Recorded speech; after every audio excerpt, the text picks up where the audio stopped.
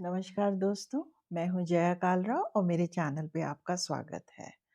तो दोस्तों, हर बार की तरह हम इस बार भी एक नई कहानी लेके आपके सामने प्रस्तुत हैं, जो कि सत्य घटना पे ही आधारित है।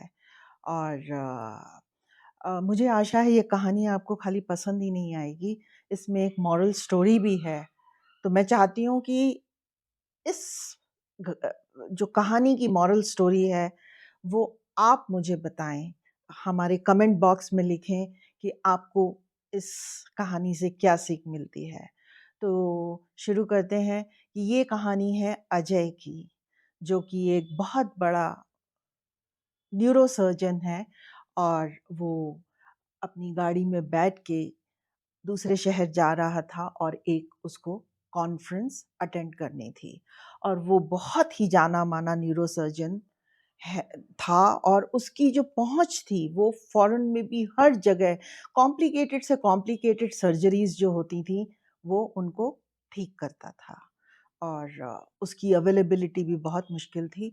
तो वो एक कॉन्फ्रेंस को अटेंड करने के लिए जा रहा था और रास्ते में जाते वक्त उसकी गाड़ी खराब हो गई। जब उसकी गाड़ी खराब हो गई, ये दिसंबर का महीना था, बहुत ठंड थी। तो अब ड्राइवर ने बोला कि सर, गाड़ी खराब हो गई है तो मुझे किसी मैकेनिक को बुलाना पड़ेगा। और जब गाड़ी काम नहीं कर रही है तो ना तो हीटर काम कर रहा है और ये पहाड़ी इलाका है, यहाँ बहुत ठंडा है। तो आप एक काम करें कि आसपास में अगर आपको कोई घर दिखता है तो वहाँ जाके आप पनाह लें। जैसे ही गाड़ी ठीक हो जाएगी मैं आपको इन्फॉर्म कर दूंगा। तो अजय, उसको समझ आया कि ठंड इतनी थी और उसके पास बहुत कुछ ऐसा नहीं था पहनने के लिए जिसको वो पहन के गाड़ी में ठंड को रोक सके। तो उसने निश्चय किया और दूर से एक घर उसको दिखा, जो एक छोटी सी पहाड़ी पे था। वहां से रोशनी आ रही थी तो वो पास में ही था। तो उसने सोचा कि मैं इस घर में ही चला जाता हूँ। उसके पीछे और भी बहुत सारे घर थे। जब वो उस घर में पहुंचता है तो देखता है कि दरवाज़ा खटखटाता है, और जब वो एक जो लेडी है वो दरवाज़ा खोलती है, वो यंग लेडी होती है, और वो उसको अपनी परेशानी बताता है। तो वो उसको कहती है, आप अंदर आइए और यहाँ बैठिए। तो फिर जब वो अंदर आता है तो सामने देखता है कि एक पलंग पे एक वृद्ध व्यक्ति जो है वो लेटा हुआ है। तो वो उनसे पूछता है, ये क्या आपके पिताजी हैं? तो वो बोलती है, नहीं, ये मेरे मालिक हैं। तो वो कहती है, अच्छा। बोले, इनको क्या हो गया है? बोले कि इनको अटैक हुआ था और उसके बाद से अ, इनको क्या कहते हैं, इनकी नर्व्स में भी प्रॉब्लम है, ये चल भी नहीं पा रहे हैं और डॉक्टरों ने बहुत मेजर सर्जरी बताई है। तो और इस सर्जरी के लिए, ये काफ़ी कॉम्प्लिकेटेड सर्जरी है, तो डॉक्टर्स ने कहा है सिर्फ़ अजय खन्ना जो हैं वो ही इस सर्जरी को कर सकते हैं। तो जब उसने वो पास में गया और उसने उस वृद्ध व्यक्ति को देखा तो उसने उसको पहचान लिया और उसको अंदर से बहुत तकलीफ हुई। तो कि एक छोटे से घर में और इस तरह से वो रह रहे हैं। तो उसने उनसे, उस लेडी से पूछा कि भाई, इनके वाइफ और इनके बच्चे कहाँ हैं? तो उन्होंने कहा कि वाइफ, जब ऐसा हुआ कि इनके जो बेटे थे, दोनों बेटे थे, और उनका जो फॉरेन जा रहे थे दोनों के दोनों एक ऑफिशियल ट्रिप में, और उनका प्लेन क्रैश हो गया जिसकी वजह से दोनों की मृत्यु हो गई। और उनकी मृत्यु का इतना सदमा इन लोगों को लगा कि इनकी जो वाइफ थी वो तो साथ साथ ही गुजर गई और इनकी ये अवस्था है।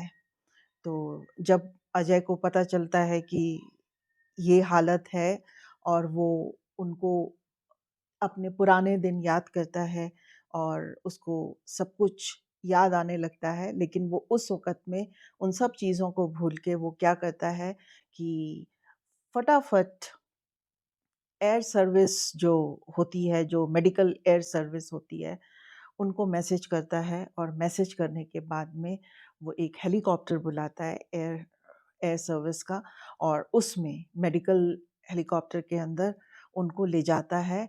और फटाफट वो अपनी कॉन्फ्रेंस छोड़ के और उनको लेके हॉस्पिटल में चला जाता है और अपने ड्राइवर को इन्फॉर्म करता है कि मैं वापस जा रहा हूँ। तो तुम गाड़ी ले आना।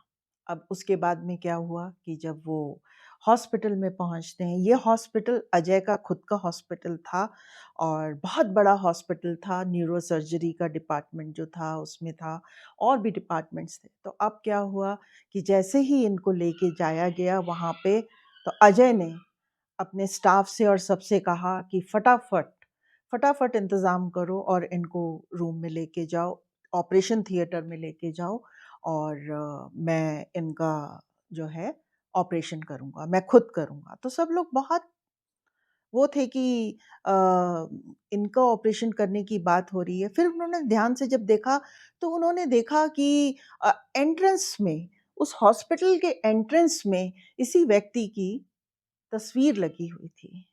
तो उन्होंने सोचा कि ये ज़रूर इनका कोई ख़ास है या इनके पिता हैं, जिसकी वजह से इन्होंने इनकी तस्वीर वहाँ टाँगी हुई है।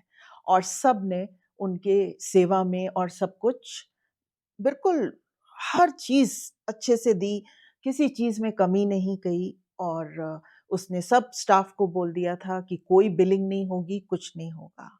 और उसने उनका ऑपरेशन किया दूसरे दिन। ऑपरेशन करने के बाद में वो बेटर हुए, उनको फिर जब आईसीयू में शिफ्ट किया गया, आईसीयू से फिर बाद में जब रूम में शिफ्ट हुए, और अजय के घर से ही उनका खाना आता था, सब कुछ होता था, और वो समझ नहीं पा रहे थे, उन्होंने उसको बहुत आशीर्वाद दिया।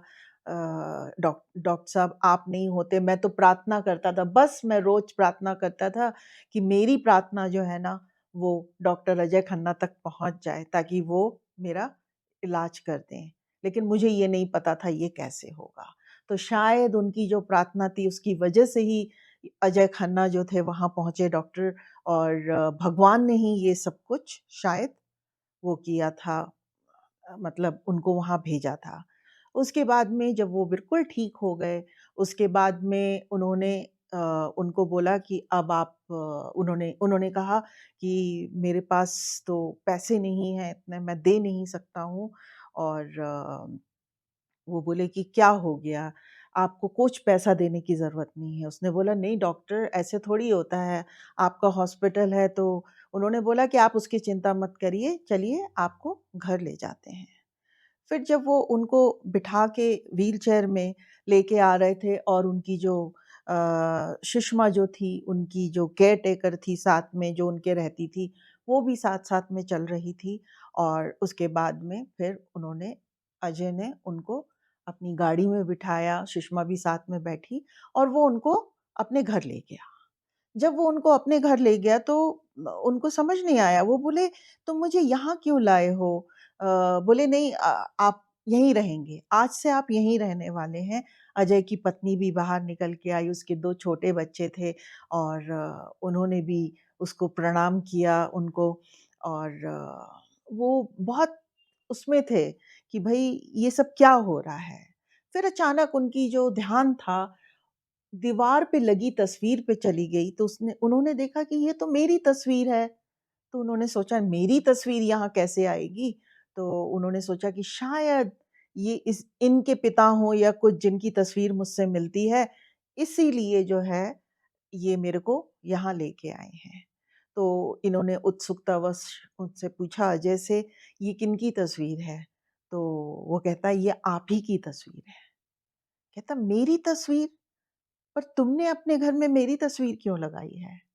तो उसने कहा, "आप शायद भूल गए हैं कि हम लोग इस गाँव में, जो गाँव के पास जो शहर है जहाँ मैं रहता था, और एक बार आप वहाँ पे भगवान के दर्शन करने के लिए, बहुत मानता थी उस मंदिर की, आप वहाँ आए थे। और मैं चुपचाप गुमसुम सा एक कोने में बैठा हुआ था और रो रहा था। तो आपने उत्सुकतावश मुझसे पूछा कि बेटा तुम क्यों रो रहे हो?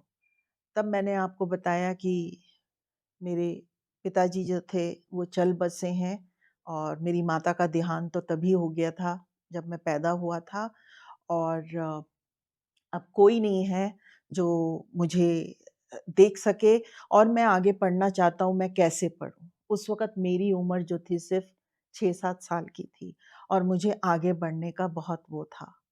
आपने उसी वक़्त अपने मैनेजर को, जो आपके साथ थे, उनको कहा कि मेरी पढ़ाई का पूरा ज़िम्मा जो है वो आप उठाएँगे और जब तक मैं पढ़ रहा हूँ, वो पैसा जो है मेरे को भेजा जाएगा। और आप ही की बदौलत जो है मैं आज इतना बड़ा न्यूरोसर्जन बन गया। आज जो भी हूँ, आप ही की वजह से हूँ। तो उनको बहुत हैरानी हुई और उनको याद भी आया कि हाँ, ऐसे-ऐसे। उसने कहा, "आपने मुझे नहीं पहचाना क्योंकि मैं बहुत छोटा था, अब मैं बड़ा हो गया हूँ, मेरी शक्ल बदल गई है, पर मैंने आपको पहचान लिया था जब उस दिन मैं आपके घर पे आया था। लेकिन एक बात जो है, मुझे समझ नहीं आ रही है कि आप तो इतने अमीर थे, सब कुछ था आपके पास, फिर आप एक छोटी-सी कुटिया में रह रहे थे और आपके मतलब आपके पास पैसे भी नहीं थे फीस भरने के लिए, तो ऐसा कैसे हुआ?" तो उन्होंने बताया कि बेटा जब मेरे बेटे बड़े हो गए, मैंने उनकी शादियाँ कर दी, तो शादियों के बाद में वो अपने हक के लिए लड़ने लगे कि भई हमें अपना इंडिपेंडेंट होना है, हमें कुछ चाहिए। तो मैंने कहा मेरे पास तो बहुत कुछ है, कोई बात नहीं, ये बेटे तो, और उन्होंने कहा कि वो हमारा तो ध्यान रखेंगे, हमें कितना चाहिए था। तो मैंने क्या किया कि सारा जो मेरा वो था बिज़नेस था, मैंने उनके नाम से कर दिया।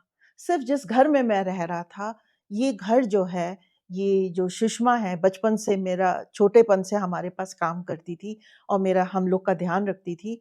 तो मैंने सिर्फ़ ये घर उसके नाम से रखा था कि भई ये जब बड़ी होगी तो ये घर इसको मिलेगा ताकि ये सुख शांति से रह पाए। और मैंने सब कुछ उनको दे दिया था। मैं एक बड़े घर में रह रहा था, सब कुछ था मेरी बीवी के साथ, सब कुछ ठीक था। फिर उसके बाद में क्या हुआ, मेरे बेटों ने क्या किया, मुझे बिना बताए सारी की सारी प्रॉपर्टी बेच दी और उसको उन्होंने फ़ॉरेन में इन्वेस्ट कर दिया।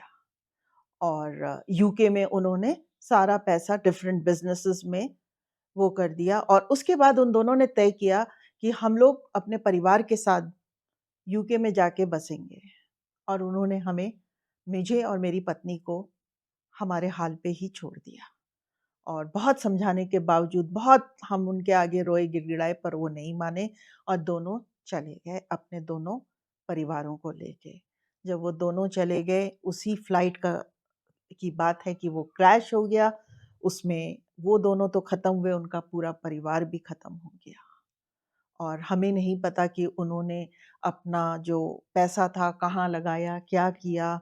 बस मेरी पत्नी तो ये खबर सुनते ही चल बसी और मेरी जो हालत हो गई थी, तुमने तो देखी ही है। बस अगर ये सुषमा नहीं होती, तो शायद आज मैं ज़िंदा भी नहीं होता।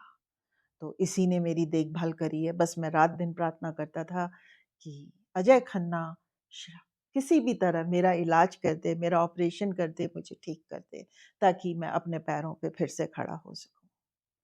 तो दोस्तों, अजय खन्ना ने उनकी जो तस्वीर लगाई थी, वो मंदिर में लगाई हुई थी और उसके ऊपर में दीवार पे लगाई थी, नीचे मंदिर था और वो उनको वहाँ लेके गया और बोला, "आज से बाबूजी आप यहीं रहेंगे, मेरे साथ रहेंगे, ये सुषमा भी यहीं रहेगी, आपकी देखभाल करेगी, मेरी पत्नी है, मेरा घर इतना बड़ा है, सब कुछ, आप कहीं नहीं जाएँगे।"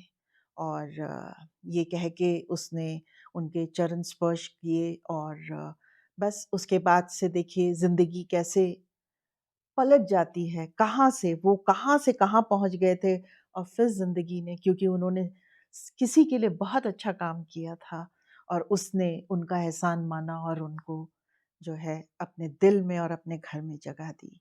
तो ये कहानी है डॉक्टर अजय खन्ना की और सुषमा और उस वृद्ध इंसान की जिनका नाम था मिस्टर गोखले। तो दोस्तों, आप मुझे बताइएगा ये कहानी आपको कैसी लगी और इससे आपको क्या सीख मिली दोस्तों। तो आज के लिए बस इतना ही और अगर आपको ये कहानी पसंद आई है तो आप इसको शेयर करिए, लाइक करिए और अगर सब्सक्राइब नहीं किया है तो मेरे चैनल को सब्सक्राइब करिए। फिर मिलेंगे एक नई वीडियो के साथ, एक नई कहानी के साथ। तब तक के लिए नमस्कार।